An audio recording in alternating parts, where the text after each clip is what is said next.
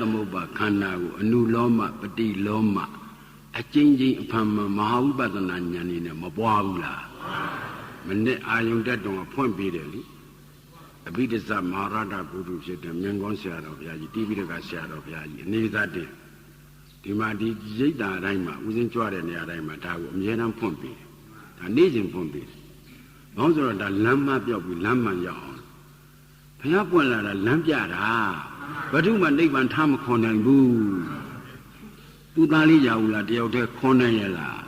ဘုမခွန်နိုင်လို့ရဘူးလို့ဝါရတော့မင်းကျင့်လိုက်ခဲ့ပါကွာငါဒီလမ်းပြပါမယ်အတိလွတ်တဲ့လမ်းဒီလမ်းဟိုဘက်တော့မစင်းနဲ့မင်းသေဘွက်ကြီးလိုက်မယ်ဒီဘက်ကမင်းလည်းကိုယ်တော့ပြောလူကြီးသေဘွက်ကြီးတဲ့လမ်းကြီးပါပဲဒုက္ခတိကလည်းသေဘွက်ကြီးတဲ့လမ်းဒုက္ခတိကလည်းသေဘွက်ကြီးတဲ့လမ်းအယုတောင်လိုပုံတဲ့လမ်းကြီးပဲဟုတ်တယ်မို့လားဒါအတိလွတ်တဲ့လမ်းကတော့ပြင်အယုကဓာတ်တော်ဖြစ်တာကဘယ်လမ်းလို့ဒါကျေးဇူးတော်ရှင်မိုးကုတ်ဆရာတော်ဘုရားကြီးသူကိုယ်တိုင်လျှောက်သွားတာရှင်းသူတော်ကောင်းကြီးရဲ့ခြေရာခံပြီးတော့သူမလျှောက်ဘူးလားလျှောက်လားလျှောက်လို့ငိုလို့နောက်ဆုံးအယုဓာတ်တော်ဖြစ်တာဗောဗျာလမ်းမှန်တွေ့ဟုတ်တယ်မို့လားဒါဖြင့်ဒီတွေ့တဲ့ပုဂ္ဂိုလ်ကြီးကပြောတာကိုဆင်ခြင်မလဲနဲ့ကျုပ်တို့ဒီလမ်းကိုလမ်းဆုံးခရီးအောင်ကြိုးစားရမယ်ဒါဖြင့်ပရိစ္ဆသမုပ္ပါအနုလောမပฏิလောမခန္ဓာပေါ်မှာမဟာဝိပဿနာဉာဏ်တော်ကြီးနဲ့ပွားပြီးတော့အာယုံလက်တဲ့ရောမလေးတံဖူလေးတံသဗ္ဗညုတဉာဏ်တော်ကြီးမကိမ့်ဘူးလားကိမ့်တော့ယရာဟဝိပါတုဂုဏိဓမ္မအာတာပိနောဇာယတောဗြဟ္မဏတ္တဝိရုပယံတိတ်တိမာရတေနံသူရိယောဩဘာတေမန္တလိကငါကိလေသာတိုက်ပွဲအနံ့ရပြီကွာမျောလန်းလဲလွတ်ပြီမြုပ်လန်းလဲလွတ်ပြီဆံလန်းဆိုတဲ့မဲကင်လန်းရောက်လို့ဟောတကယ်ချမ်းသာတဲ့နိဗ္ဗာန်ငါမလေးတံဖိုလေးတံနဲ့ကိုငါအာယုပြုပြီးပါပြီဆိုခါရအောင်တန်ပေးတာပဲအဲ့ဒီအောင်တန်ပေးပြီးတော့မှသူ့ဟာသူအလွန်ဝင်းမြောက်ပြီးတော့အနိကဇာတိတန်တာရံဆိုတာနှုတ်ကရွတ်တာမဟုတ်ဘူးစိတ်တော်မှာပေါ်တာမနပါလို့ခေါ်တယ်ပါဠိလိုအနိကဇာတိတန်တာရံတန်တာဝိတ္တံအနိပိတံဒါလေးသိချင်းတဲ့ကဘာသိပါရမီ7ပါးအပြား30စွန့်ချင်းကြီး5ပါးကျူးစားလို့လည်းတော့မင်းနောက်ခန္ဓာကြီးမဆောက်ရတော့ဘူးကွာအခါရဲအောင်တန်ပေးတာသူခါရဲခန္ဓာတိဆောက်တဲ့တဏှာကိုအနေရလို့အောင်တန်မပေးဘူးလားပေးတယ်ဒါဖြင့်လေကျုပ်တို့ဒိဋ္ဌိအောင်တန်ပေးနေအောင်ဒီပရိစ္ဆသမုပ္ပါဘုရားလည်းဒီသောတာပန်ကနေတတ်တရားတာကိုတခါရဲတန်းပြီးသဗ္ဗညုတဉာဏ်ကိန်းတာဟုတ်ကဲ့လားမဟုတ်ဘူးသောတာပတ္တိမေညာဘုံညာတရာဂามိမေညာဘုံညာအနာဂามိမေညာဘုံညာအရတ္တမေအရတ္တဘုံပြီးတော့မှသဗ္ဗညုတဉာဏ်ကြီးစက်တိုက်မကိန်းဘူးလားကိန်းပါဩဒါဖြင့်ကိုတော်ကြီးအတိလွတ်တဲ့လံတွေ့သွားလို့ဘုရားထားခဲ့တဲ့ဓမ္မခန္ဓာတော်ကိုဆရာလုပ်ပြီးတော့လမ်းမှန်တွေ့သွားတယ်ကျေးဇူးတော်ရှင်မိုးကုတ်ဆရာတော်ဘုရားကြီးကပရိစ္ဆသမုပ္ပါလွတ်ပြီးဟောကြတရားမရှိဘူးအမိန့်ရှိသွားကြဒီပရိစ္ဆသမုပ္ပါလက်လွတ်သွားရင်မျောလန်းနဲ့မြုပ်လန်းမှနေမယ်မျောလန်းကိုသူကြိုက်ချင်လဲကြိုက်မယ်မြုပ်လန်းလည်းသူမကြိုက်သေးနဲ့လည်းသူသွားချင်သွားရဆံလန်းကတော့မတွေ့တော့တွေ့ပါဒီပရိစ္ဆသမုပ္ပါမရှင်းတဲ့ပုဂ္ဂိုလ်ဆံလန်းတွေ့ပါမတွေ့ဘူးဒါမူတည်ပြီးတော့ဒါအဖြစ်မျောလန်းမြုပ်လန်းမှလွတ်ပြီးတော့ဆံလန်းတွေ့လို့ရဒီပရိစ္ဆသမုပ္ပါသင်တန်းပြီးတယ်လို့ဆုံးဖြတ်ပါရှင်းမရှင်းရလားဒါဖြင့်ပရိစ္ဆသမုပ္ပါဆောင်ဖို့လင်္ကာလေးကို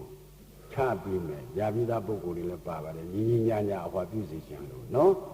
လိုက်ပြီးပူဇော်လိုက်ရအောင်ပူဇော်အောင်ဘုရားတို့အမှားပြောက်ပြီးအမှန်ကြောင်းပဲလင်္ကာလေးကိုအဝိဇ္ဇာနှင့်တဏှာရင်ခံဥပါဒံကံကြောင့်ယုံနာပေါ်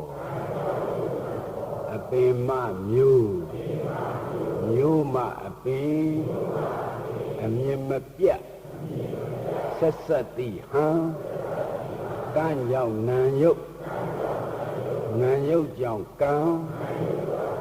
အဖန်ပန်ဖြစ်ပြန်နေအလျော်ဗြဟ္မာတရားစသည်များကထင်ရှားပြုပြီးစီရင်ဖန်ဆင်းအကြောင်းရင်းကြောင့်လူနတ်များစွာတတ္တဝါတို့ဖြစ်လာရမှုမဟုတ်ဟုဉာဏ်ဖြင့်ရှု၍မျောအမှားပြောက်ပြီးအမှန်ရောက်အောင်ပို့တယ်ဆောင်းဖို့လင်တာ ဒါတန်မြင်ညလို့မရွတ်လိုက်ပါနဲ့ကိုမပြင်းပြီးတော့အမှန်ရောက်အောင်လို့အဆုံးမပြေးသွားတယ်ဆောင်ပုတ်လင်ကအတော်နဲ့နေတယ်နော်ဒါရှင်းလာလိမ့်မယ်ဒီနေ့တည်းဒီနေ့ပို့ပို့ရှင်းလာအောင်ရှင်းမယ်။ဒါပရိစ္ဆသမုပ္ပါမှာအင်္ဂါရှိတဲ့ဥစ္စာဒါကတော့အားလုံးရတယ်ညီညီညာညာပူဇော်ရအောင်မူလနှစ်ဖြာလေမူလနှစ်ဖြာသစ္စာနှစ်ခုလေးခုအလွာအင်္ဂါ12ပါးတရားခုများနိ3ပါးအစနယမူလဝေ3ဝနိကာလ3ဖြာချင်းရ20ဤရှိတွေကိုအလွယ်ကျက်မှသိစေအပ်သည်သံတရာမလွတ်ကြောင်းသည်ဟောပရိစ္ဆသမုပ္ပါမှာဤရှိတွေဆိုတဲ့သဘောမရှိဘူးလားရှိမူလနှစ်ပြားနေချင်းရ20ဒီဤရှိတွေမရှိဘူးလားတိုင်းအလွယ်ကျက်မှဆိုတာတစ်ပိုက်သိစေအပ်သည်ကတစ်ပိုက်သံတရာမလွတ်ကြောင်းသည်ကတစ်ပိုက်အလွယ်ကျက်မှဆိုတာပရိယတ္တိသာရဏသိစေအပ်သည်ဆိုတာကဟေပฏิပတ္တိသာသနာသန္တရာမလွတ်ကြောင်းဒီဆိုတာပရိဝေဒသာသနာသာသနာ300ကိန်းအောင်ဒီဆောင်ပုဒ်လင်္ကာနဲ့ဒီပရိစ္ဆသမုပ္ပါမူတေးပြီးတော့ခန္ဓာဉာဏ်ရောက်အမှားပြောက်ပြီးအမှန်ဆိုတဲ့မဲ့ခင်လမ်းပေါ်ရောက်အောင်ရှင်းပြရလိမ့်မယ်ဒါကြောင့်အလွယ်ကျက်မှဆိုတာတဏှိအဖြစ်အင်္ဂုတ္တပါဠိတော်မှာလာတဲ့အတိုင်းပြောရင်ညာတပရိညာလို့ခေါ်တယ်သိစေအတ္တိဆိုတာဟေးစာသိနဲ့မသိဘူးကွာခန္ဓာဉာဏ်ရောက်သိမှဆိုတဲ့ပฏิပတ္တိသာနာဆိုတာကတိရဏပရိညာခန္ဓာအစုံနိဗ္ဗာန်မြင်တာကပဟာနာပရိညာဒီလိုပရိညာသုံးပါးတဲ့လုပ်ငန်းစဉ်နဲ့အတိရှိထားပြီးအလုံးနောက်ကလိုက်မှဒီလူရခရီးအပြည့်ရောက်မယ်လို့ဆုံးဖြတ်ပါရှင်းတယ်နော်ဒါဖြင့်ဦးဇင်းတို့တရားဓမ္မတွေတရားပြန်ကောက်ကြအောင်စုဟောပေါ်လာတဲ့ခန္ဓာ၅ပါးတခြားလားသက်ကာယငါထင်သူထင်တာတခြားလားဒိဋ္ဌိသက်ကာယနဲ့ဒိဋ္ဌိနဲ့ပေါင်းကိုင်းခန္ဓာဖြစ်ကြောင်းဖြစ်ကျူသိလို့အမှန်ကန်ဆုံးဖြတ်နိုင်ရင်ဩဒါခန္ဓာသာဟုတ်တယ်ငါမဟုတ်ပါလားလို့သိရင်တခြားလားတမာဒိဋ္ဌိလားဒါဖြင့်ဖြစ်ကြောင်းဖြစ်ကျူမရှင်းပဲနဲ့ကိုယ်ခန္ဓာတိုင်းမှာကိုင်းမောကြောကြောတမာဒိဋ္ဌိကိန်းပါမကိန်းဘူးဟိုဟာနဲ့စဉ်းစားတော့လေးလေးနဲ့စဉ်းစားပါဒါဆရာတော်ကိုယ်တိုင်တကယ်တမ်းခန္ဓာဉာဏ်ရောက်အလုံးလုံးတဲ့ပုဂ္ဂိုလ်ကိုစပြီးအဆုံးမပေးတာဥထိတ်ထားပြီးပြောတယ်လို့ယူပါ။ကိုင်းတာဖြစ်ရင်ဦးဇင်းတို့တရားဓမ္မတွေဓမ္မအစုဝေဓမ္မအစုဘုံဓမ္မသဘောတော်သိအဲ့ဒီခန္ဓာဓမ္မဖြစ်ကြောင်းကိုကိုင်းအချို့အချို့ကဟောဒီဖြစ်ကြောင်းကိုသာဝရလောက်တာဖြစ်ကြောင်းကိုဘာလောက်တာဖြစ်ကြောင်းသာဝရလောက်တော့ဒါသာဝရဆိုတဲ့ကကိုင်းပုဂ္ဂိုလ်ပြောက်သွားပုဂ္ဂိုလ်ပေါ်မလာဘူးလားဓမ္မပြောက်ပြီးပုဂ္ဂိုလ်မပေါ်ဘူးလားအဲ့ဒီသာဝရဘယ်လိုတည်တောင်လို့ဆိုတော့သာဝရဖြစ်ကြောင်းကိုခါဝရသူကပြောထားပြီးလမ်းဆုံးတာပြီးအဲ့ဒီသာဝရဘယ်ကစဖြစ်တုံးလို့မရှိရင်တခြားလားဝိသိကိစ္စပုဂ္ဂိုလ်ပေါ်လာရင်တခြားလားဒိဋ္ဌိဒါဖြင့်ဒိဋ္ဌိဝိသိကိစ္စအသိဉာဏ်နဲ့ပြုတ်ဖို့တောင်းအခွင့်အလမ်းမရှိရှင်းအောင်လို့စွဲချက်တင်တာမဟုတ်ဘူးနော်ကိုညာနဲ့မှရှင်းအောင်ဂိုင်းဒီကသာဝရပြောထားတယ်တချို့လည်းအလားသခင်ကဖန်ဆင်းတယ်မလားဘူးလားအလားသခင်ကြတော့လေဒါပုဂ္ဂိုလ်ဖြစ်နေအလားသခင်ကိုဘယ်သူကတည်တောင်လုံးလို့ဆိုတော့မရှင်းပြဘူးမရှင်းရင်ဝိသိကိစ္စပုဂ္ဂိုလ်ပေါ်လာတော့ဒိဋ္ဌိဒါဖြင့်ဒိဋ္ဌိဝိသိကိစ္စအသိဉာဏ်နဲ့တောင်ပြုတ်ခဲ့လာဂိုင်းတချို့ကဟိန္ဒူအယူဝါဒကြတော့ဗြဟ္မဏကဗြဟ္မာကြီးကပေါက်ဖွားတယ်မလားဘူးလားကဲဗြဟ္မာဆိုတော့လေပုဂ္ဂိုလ်မပေါ်ဘူးလားဗြဟ္မာတည်တောင်တဲ့တရားကိုရှင်းရတာဗြဟ္မာဖြစ်အောင်လုပ်တဲ့အကြောင်းတရားကြတော့ရှင်းရတာမရှင်းတော့တခြားလားဝိသိကိစ္စလားပုဂ္ဂိုလ်ပေါ်လာတော့တခြားလားဒိဋ္ဌိလားဒိဋ္ဌိနဲ့ဝိသိကိစ္စမကိန်းဘူးလားကိန်းလားစဉ်းစားပါနော်ကျုပ်တို့ဗုဒ္ဓဘာသာဖြစ်ရတဲ့ကျေးဇူးကဘလောက်ကြီးရဆိုတာဒီနေရာတွေမှာရှင်းလိုက်တော့မှကမ္ဘာဘာသာကြီးတွေနဲ့ရှင်းလိုက်တော့မှပိုးပြီးတော့ကိုတဲပြီးတပ္ပိယုတ္တဉာဏ်တော်ကြီးနဲ့ကြည်တာခုသူတို့ကသိပ္ပံဆရာတွေကတော်တော်ကြာနှစ်ပေါင်းတန်ပေါင်းဘယ်လောက်ကဘယ်လိုကနေသက်ဆင်းတယ်လို့တော်ကြတော့ဘုန်းတော်ပရမဏုမျိုးတွေစုပေါင်းပြီးဖြစ်လာတယ်လို့အဲ့ဒီဥစ္စာကိုသူတို့အမျိုးမျိုးဒီအကျိုးတရားကိုဝေဖန်냐တော့လေအကြောင်းရှင်းရတာ machine the chala wizikisa. A table and the chala deity. Darling, they man shall deity wizikisa, the few. Allow but two ten that do mamblue shida. That you done Yama Mashivi. A being down Mayasha. No, Logis and Benyaya, one of Jamaji, Mishula Shila. Turudi and Nevan down low Talo, Bagabia Maji Dekaya. How many are Nevan Mofu and Nisa de Ajisula?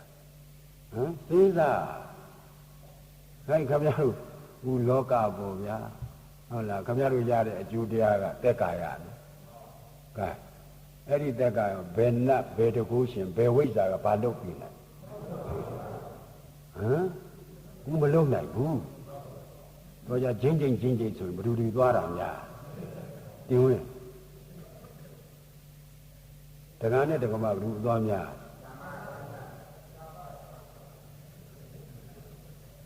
Oh,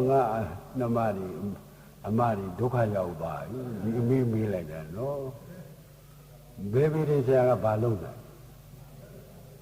Mujili, Yara, Judah, do Joga Jizoma, do Joshima.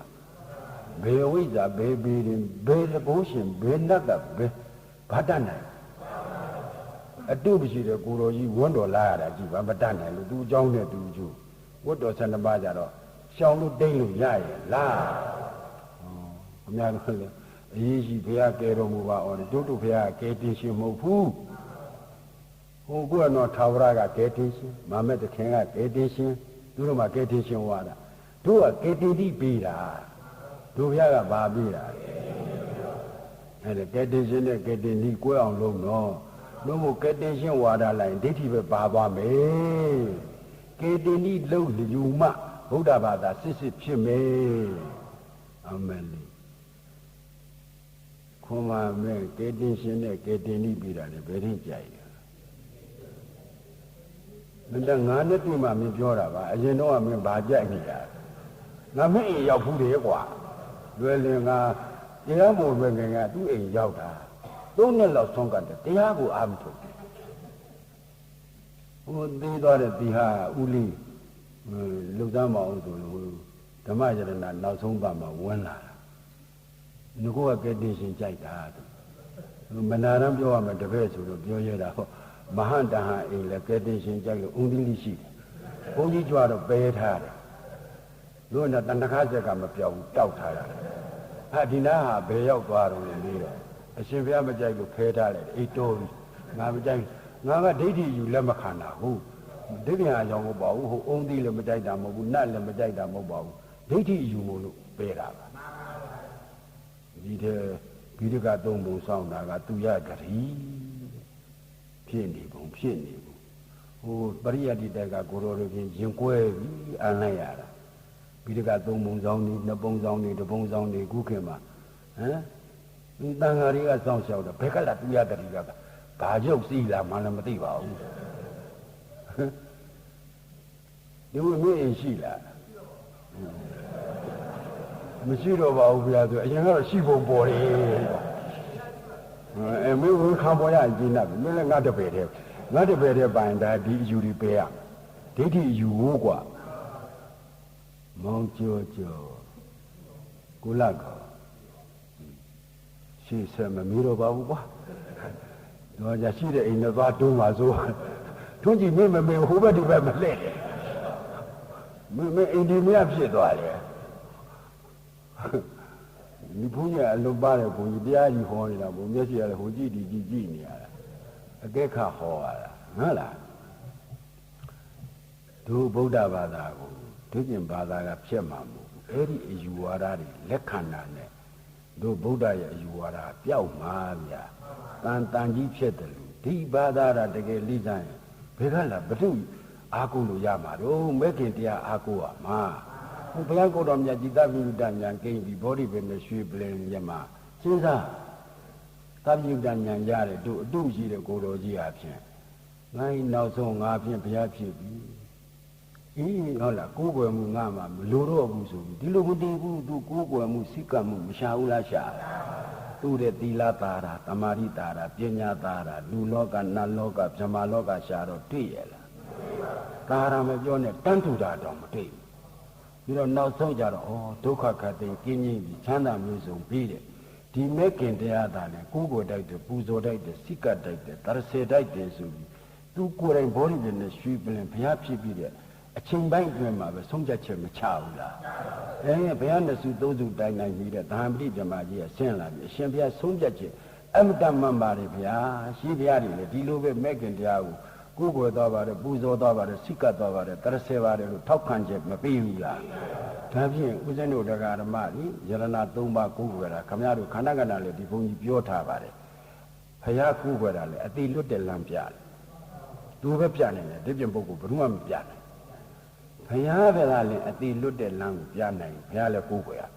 ဘုရားအဆုံးအမဖြစ်တဲ့တရားလည်းအတိလွတ်တဲ့နေရာရောက်အောင်ပို့နိုင်လို့တရားကိုလည်းကိုယ်ကိုယ်ရမယ်စိတ်ကရအဲ့ဒီတရားကိန်းအတိလွတ်တဲ့နိဗ္ဗာန်မြင်သွားတဲ့ပရမတ္ထသံဃာအနွယ်ဝင်ပရမတ္ထသံဃာဖြစ်တဲ့သောတာပန်သရဂံအနာဂံယဟန္တာဆိုတဲ့အရိယပုဂ္ဂိုလ်နဲ့အနွယ်ဝင်တဲ့ဂဏိသမုဒိသံဃာတွေကလည်းဒီလမ်းမပြောက်အောင်စောင့်ရှောက်ထားတဲ့အတွေ့အတိလွတ်တဲ့လမ်းမပြောက်အောင်စောင့်ရှောက်သူတို့လည်းကိုယ်ရတို့ဗုဒ္ဓဘာသာမှာကိုယ်ကိုယ်တိုက်တာယရဏ၃ပါးအားကိုးရမှာကမဲခင်၈ပါးကိုယ်ကိုယ်ရတာနဲ့အားကိုးရတာနဲ့တခြားစီနော်ဒီကြခွဲမှနှုံးမလို့ရှိရင်တော့ကြအားကိုးမှသွားရင်ဒုက္ခရောက်ကိုယ်ကိုယ်တိုက်တာကယရဏ၃ပါးဟောဆိုသူအတိလွတ်တဲ့လမ်းပြတာကိုဘယ်သူမှမပြနိုင်ဘူးဟုတ်တယ်မဟုတ်လားဘုရားသာလည်းအတိလွတ်တဲ့လမ်းပြနိုင်ဘုရားဆုံးမတဲ့တရားတွေလည်းအတိလွတ်တဲ့နေရာဆောင်ပို့နိုင်တယ်ဆောင်ပို့တဲ့အဲ့ဒီတရားကိန်းနဲ့ပရမတ္ထသံဃာဆိုတဲ့သောတာပန်ကနေနောက်ဆုံးအရတ္တမေအရတ္တဖို့ရသွားတဲ့ပုဂ္ဂိုလ်တွေလည်းအတိလွတ်တဲ့နိဗ္ဗာန်မြင်လို့ပူဇော်တိုက်တဲ့တရားကိန်းလို့သူတို့လည်းကိုယ်ကိုယ်တိုက်တဲ့စိတ်ကတ်တယ်ဒီအနွယ်ဝင်ဖြစ်တဲ့ဒီအတိလွတ်တဲ့လမ်းကိုမပြောင်းအောင်ခဏိပရိယတ္တိသာနာကစောင့်ရှောက်ပြီးထိမ့်သိမ့်ပြီးပုပ္ပအခရာမလွဲအောင်ထေရဝါဒရှိတာဒီတိုင်းပြည်တစ်ခုပဲရှိတယ်ကျန်တာတွေမှာကိုလိုရာဆွဲသွင်းတာတွေနှုတ်တာတွေဖြည့်တာတွေမျိုးမျိုးဖြစ်ကုန်ပြီဒီကသုံးပုံမှာထေရဝါဒတိုင်းပြည်ထဲမှာတောင်းပါဒီတိုင်းပြည်တစ်ခုသာနဲ့မူမှန်တာရှိတော့ရှင်းတော့ရှင်းရလားဒါဖြင့်ယရဏ၃ပါးကိုယ်ကိုယ်စိကတ္တာအတိလွတ်ချင်လို့ခင်ဗျားတို့ဒီပြန်ဟာတွေကဘယ်လမ်းပို့ခင်ဗျားတို့ကိုယ်ကိုယ်မှုလွှဲရင်တော့အာကုမှုမှားသွားမယ်ကိုယ်ကိုယ်မှုမှန်မှအာကုရစေရဘာလို့ဆိုဘုရားကတခြားနဲ့ပူဇော်တာကြိုက်တာလားတရားနဲ့ပူဇော်တာကြိုက်တာလားငါပစ္စည်းလေးပဲနဲ့ပူဇော်တာမตายရပါဘူးကွာမင်းတို့တရားနဲ့ပူဇော်တာငါအမြတ်နှုံးဆုံးပါပဲဘုရားကိုယ်တိုင်အမိန့်မရှိဘူးလားရှိတယ်ဒါကြောင့်ကျေးဇူးတော်ရှင်မိုးဘုဆရာတော်ဘုရားကြီးကဟဲ့ပစ္စည်းလေးပါနဲ့ပူဇော်တာငါမလိုလားပါဘူးကွာတရားနဲ့ပူဇော်တာငါအကြိုက်ဆုံးပါပဲဆိုတော့ဦးဇင်းတို့လေဆရာတော်ကြီးရဲ့ဥပနိဒေယဘုရားရဲ့အဆုံးမှာခံယူကျင့်သုံးနေတဲ့ပုဂ္ဂိုလ်တွေကတရားနဲ့ပူဇော်နိုင်ဖို့ဆိုတော့အဲတရားမတရားလုပ်တဲ့ဒိဋ္ဌိမပေဘဲနဲ့ကျုပ်တို့တရားနဲ့ပူဇော်နိုင်တဲ့တရားရှိပါဒါကြောင့်ဒီဒိဋ္ဌိပေပါဆိုတာပူဇော်လိုက်တဲ့တရားကိန်းအောင်လုပ်ရတရားနဲ့ပူဇော်နိုင်အောင်ဘုရားကိုကတိညုတကတဝီဒီလေပြင်ဟုတ်လားပြင်စင်ကနိဗ္ဗာန်အင်္ဂုတ္တပါဠိတော်မှာမောင်ကြောမလားဘူးလားကွာဒါဖြင့်တရားနဲ့ပူဇော်နိုင်မှုဆိုတော့ကိုင်းတရားကိုတရားအတိုင်းသိဖို့ရကယုံနာခန္ဓာအာယရဏဓာတ်သိယုံနဲ့ပြီးမှလားပရိစ္ဆသမုပ္ပါအကြောင်းကျိုးသိမှပြီးမှလားခုခင်ဗျားတို့ရတဲ့ခန္ဓာကိုင်းတစ်ကွက်မှလားနှစ်ကွက်မှလားစောစောကပြောတော့နာယုတ်ဆိုတာဒီမပါဘူးလားပါဟောခုကတော့မျက်စိနာနှာခေါင်းလည်းကိုယ်စိတ်ဆိုတာဟောသလယရဏမပါဘူးလားပါဟောမြင်စိတ်ဆိုတော့လေဒီမှာဝิญဉ်မပါဘူးလားဟောအာယုန်နဲ့တွေ့လို့ဝေဒနာပေါ်တာဆိုတာလည်းမပါဘူးလားဒါဖြင့်ခင်ဗျားတို့ခန္ဓာသည်တစ်ကွက်မှလားနှစ်ကွက်မှလားဟောအကြောင်းတရားလားအကျိုးတရားလားဘာသစ္စာရှင်းလိုက်တာဒါခန္ဓာဖြစ်စီဘူးကွာမောင်ကြိုကြီးလွယ်လေးနဲ့ဆရာတော်ကညာနဲ့သိမ့်ပိုက်နေအောင်ပြတာဒီမှာခန္ဓာ၅ပါးလေဝိညာဉ်နာယုတ်တလနာဖတ်တဝေဒနာဆိုတာကိုကျော်စောကြီးဒါပရိစ္ဆသမုပ္ပါဒ်နည်းနဲ့ပြောတာမြန်မာလူပြောတော့ဒါတခြားလားခန္ဓာ၅ပါးလားအကြောင်းတရားလားအကျိုးတရားလားဘာသစ္စာဒါဖြင့်အကြောင်းတရားတို့လှမ်းကြည့်အောင်အကြောင်းတရားလှမ်းကြည့်လိုက်တော့ဟောနံပါတ်1ခွက်တဲ့ဘ누구ကောင်းဆောင်ကြည်စံဘယ်လောက်ရှင်းလဲအဝိဇ္ဇာကောင်းဆောင်တဲ့ပုဂ္ဂိုလ်ဒီတခြားအာကိုတာလားကံအာကိုတာ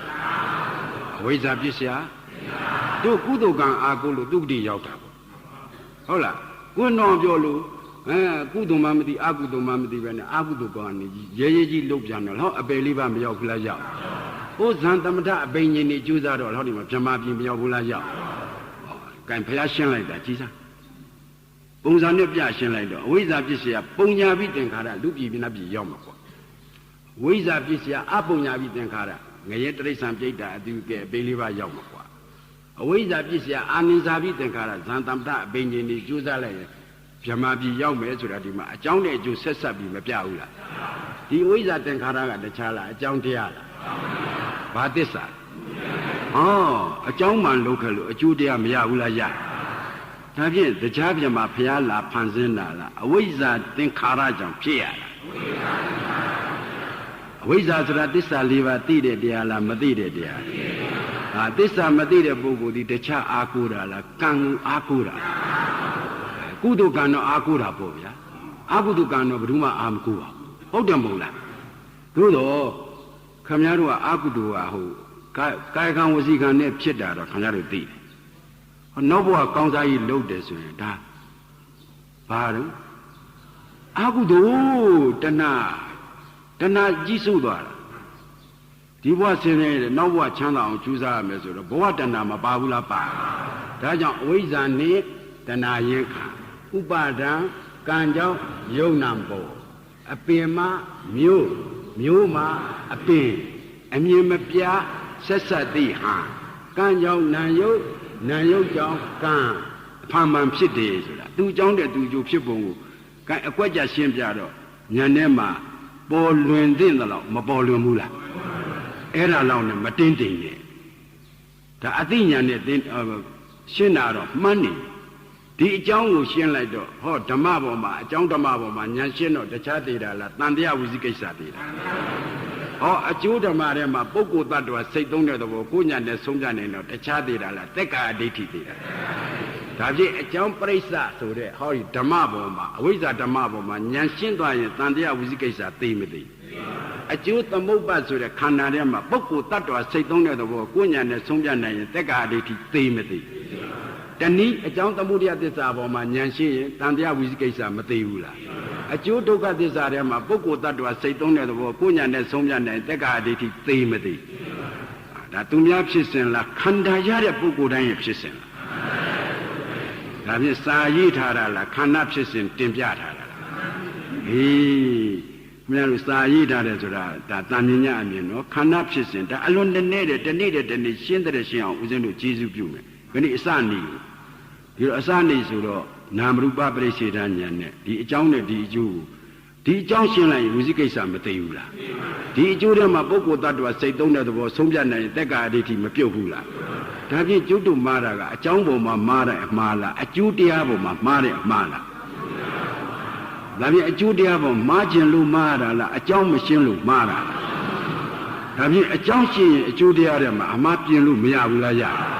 ဒါဖြင့်အမှားပြင်ဖို့ရအကြောင်းပရိစ္ဆသမုပ္ပါရှင်းမှအကျိုးခန္ဓာပေါ်မှာဒိဋ္ဌိစင်မယ်ဒါကြောင့်ပရိစ္ဆသမုပ္ပါခန္ဓာဉာဏ်ရောက်မှဒိဋ္ဌိအယူစင်မယ်ဒါဖြင့်ပရိစ္ဆသမုပ္ပါခန္ဓာဆိုတော့စာလို့ပြောနေရဉာဏ်မှလို့ရှင်းအောင်ပြောတယ်အကြောင်းကြောင့်ဖြစ်တဲ့အကျိုးခန္ဓာကိုဉာဏ်နဲ့ရှင်းမှုခင်ဗျားတို့မြင်စိတ်ကလေးရတခြားလားသက်ကာယမြင်စိတ်လှုပ်တာကအကြောင်းကမျက်စိနဲ့အရှင်းကမျက်စိကလည်းကိုယ်ပိုင်တာလားကံကပိုင်တာယူပါယုံစင်းကလည်းကိုယ်ကပိုင်တာလားဥဒုကပိုင်တာဒါဖြင့်အကြောင်းမှကိုယ်မပိုင်ရင်အကျိုးကိုယ်ပိုင်လုပ်လို့ရပါရှင်းပုံလေးတွေအကြောင်းမှကိုယ်မပိုင်အကျိုးကိုယ်ပိုင်လုပ်လို့ရပါဒါဖြင့်သူတို့အယူမှားနေတာကအကြောင်းမရှင်းလို့အကျိုးပေါ်မှာဒိဋ္ဌိဆွဲနေခုတိတိကျကျနဲ့သိသွားတဲ့ကျေးဇူးတော်ရှင်ဆရာတော်ဘုရားဟိအကြောင်းသာရှင်းအောင်လို့အကျိုးထဲမှာပုဂ္ဂိုလ်တ attva ဆွဲလို့မရဘူးအကြောင်းမရှင်းတော့အကျိုးထဲမှာပုဂ္ဂိုလ်တ attva ဆွဲမယ်ဟုတ်တယ်မို့လားဒါဖြင့်ငါမြင်တယ်လို့ပြောတာအပြစ်မရှိဘူးငါမြင်တယ်လို့ထင်ရင်အပြစ်ရှိတယ်ခွဲလိုက်ငါမြင်တယ်လို့ပြောတာအပြစ်မရှိဘူးဒါသမုဒိသစ္စာပြောရငါမြင်တယ်လို့ထင်လိုက်ရင်အပြစ်ရှိတယ်ထင်တာကမနှောရဘူးဗျထင်တာကတခြားမှလားမနှောမှပေါ်တာခင်ဗျားတို့ဒိဋ္ဌိကဒီမနှောမှပေါ်တာမြင်တာကစက္ခုတွားရဟောငါထင်တာကဒိဋ္ဌိမြင်တာကသက်ကာယကစက္ခုတွားရငါထင်တာကမနှောတွားရဒီသူ့တွားရမှာသူပေါ်တဲ့ခန္ဓာကိုမသိတဲ့အတွက်ဒိဋ္ဌိယူဝင်လာ အတုံးခဲကြီးကိုသွားမလုံးနဲ့နော်အတုံးခဲလို့ရင်ပြညာဖြစ်ပြီးသမထပဲလဲသွားမယ်ကိုဥစားကတကယ့်ကိုပရမတ်ခန္ဓာပြောလိုက်တော့မြင်ခိုက်ကလေးဟောအကြောင်းကြောင့်ကျိုးဖြစ်တယ်လို့သိဖြစ်ပြအရင်ရှုဖို့မလိုသေးဘူးတားပြီးကန့်ကွက်ပြီးဒါဆရာတော်ဥပ္ပန္နိတအတိုင်းပြောတာနော်ရောက်လာဖြစ်ပြအရင်ရှုဆိုလိုသေးတယ်မဟုတ်သေးဘူးခန္ဓာစစ်ကိုသိအောင်လုပ်ရ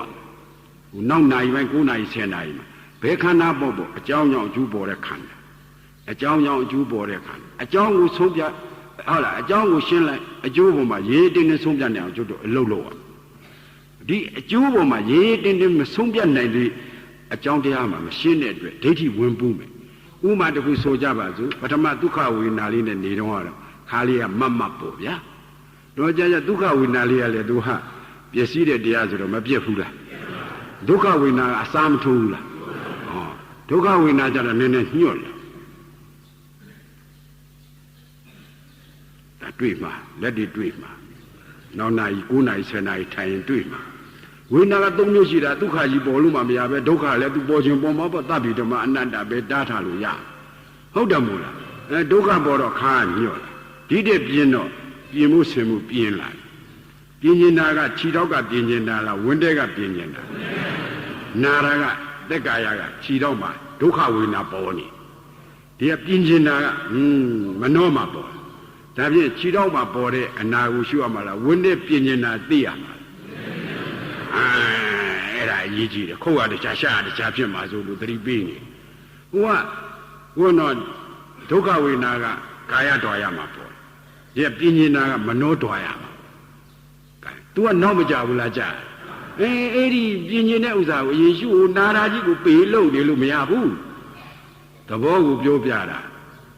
အဲ့ဒီအကြောင်းနဲ့အကျိုးခန္ဓာစစ်ပေါ်တာကိုသိအောင်လုပ်နိုင်ရင်ခန္ဓာဟောတဲ့တရားနာနိုင်ပြီခန္ဓာစစ်ကိုမသိရင်ခန္ဓာဟောတဲ့တရားကိုဉာဏ်နဲ့နာမလားဒိဋ္ဌိနဲ့လုပ်ပါလားမောင်ကျော်ကျော်သေချာစဉ်းစားနာပေါ့ဒါအလုတ်ွယ်ဒါကာယတွာရမှာပေါ်ဘယ်နေရာပေါ်သူ့တွာရ6တွာရမှာပေါ်မယ်နော်6တွာရဆိုတော့တို့မြန်မာလူပြောတော့မျက်စိနားနှာခေါင်းလျာကိုယ်စိတ်ပေါ်ကွာဒီနေရာမှာတစ်ခုပြီးတစ်ခုတော့မပေါ်ဘူးလားပေါ်တိုင်းတို့ကဒီအကြောင်းကြောင့်ဒီကျိုးဖြစ်တယ်ဖြစ်ပြမရှုနဲ့အနိစ္စဒုက္ခအနတ္တမလုံးနဲ့ခန္ဓာကိုခန္ဓာနဲ့ဒိဋ္ဌိနဲ့မရောအောင်တမာဒိဋ္ဌိနဲ့သုံးသပ်နိုင်အောင်လုပ်နေရအဲ့ဒါမှခန္ဓာဟောတဲ့တရားနာနိုင်တယ်ဒါသေချာမှပါတင်းဝင်မင်းတော်ကြဝိလေဖြစ်သွားတော်ကြသမထပဲလဲသွားမယ်ဒါသိကြီးကြီးတယ်ဦးဇင်းတို့တရားဓမ္မတွေဓမ္မကြီးတွေနားလဲရလားခန္ဓာပေါ်ချင်းဖြစ်ဖြစ်ပဲအိဋ္ဌပဲဒုက္ခသစ္စာပဲမလုံးနဲ့တောင်းမှန်တယ်စောသေးတယ်ခန္ဓာစစ်ကိုသိအောင်ခန္ဓာနဲ့ငါနဲ့မရောအောင်ပထမသုံးသပ်ရကိုကြိုရှင်းရလားကွာခန္ဓာနဲ့ငါနဲ့မရောအောင်ဘယ်လိုသုံးသပ်ပရိစ္ဆသမုပ္ပါကိုသုံးသပ်ပြရဟောသူမပါဘဲနဲ့မခွန်ပါမဲငါမရောအောင်သုံးသပ်လို့ရပါဆိုကြည့်မရဘူးနော်မင်းသေးချာမှဒီအကြောင်းကြောင့်ဒီအကျိုးဖြစ်တဲ့ခန္ဓာဆိုတာကိုပထမသိအောင်လုပ်ပါသိပြီးတော့မှခန္ဓာကသူဟောတဲ့တရားကအနိစ္စဟောမှာပေါ့ဒုက္ခဟောမှာပေါ့အနတ္တဟောမှာပေါ့အဲ့ဒီခန္ဓာဟောတရားနာနိုင်ဖို့ရကတမာဒိဋ္ဌိကိမ့်မှနာနိုင်မှာဟုတ်လားတက္ကာဒိဋ္ဌိကိမ့်ရင်ခန္ဓာဟောတရားနာပါခန္ဓာနဲ့ဉာဏ်ကိုတော့ပြောရံဖြစ်မှာနော်အောင်မယ်လေချွေးကိုပြန်နေတာရံဖြစ်တဲ့ပုဂ္ဂိုလ်ကြတာဘုရားနာလီဒီကပြင်းလီဘယ်လိုလုပ်ရမလဲဘယ်လိုလုပ်ရမလဲကြီးလာနေတာဟိုခန္ဓာကဟောလေးဒီကလှုပ်လေးကိုတုံးပြီးတော့တုံးလှုပ်တော့ခါရဲလှုပ်တာပေါ့တုံးမမီလို့ရှိရင်တုံးလှုပ်ချင်တဲ့လောက်လှုပ်ကိုကလှုပ်ပါဒါတုံးနဲ့တူတဲ့ခန္ဓာကသူလှုပ်ချင်လှုပ်ပဲဘယ်လိုဖြစ်သူ့မမီနဲ့ဒါအကြောင်းကြောင့်အကျိုးဖြစ်တဲ့ခန္ဓာအကြောင်းကြောင့်အကျိုးဖြစ်တဲ့ခန္ဓာသူ့မီသေးလားမမီရင်သူဟောတဲ့တရားနာနိုင်မှာပေါ့ဟုတ်တယ်မဟုတ်လားကိုတော့ပြောလို့သူ့သွားပြီလို့ရှိရင် तू ကနာတယ်ဆိုပြင်ခြင်းတယ် तू ကကောင်းတယ်ဆိုကြိုက်တယ်အမျိုးမျိုးကိုခံရတယ်မျက်နှာကြည့်သိတယ်တရားထိုင်တဲ့အချိန်ကျဟိုဟောလို့ဟောတဲ့အတိုင်းမှန်မှန်နာနိုင်တဲ့လူကမျက်နှာမပြောင်းဘူးမှန်မှန်မနာနိုင်တဲ့လူကမင်းလိုက်ရှုံးလိုက်အန်ချိတ်လိုက်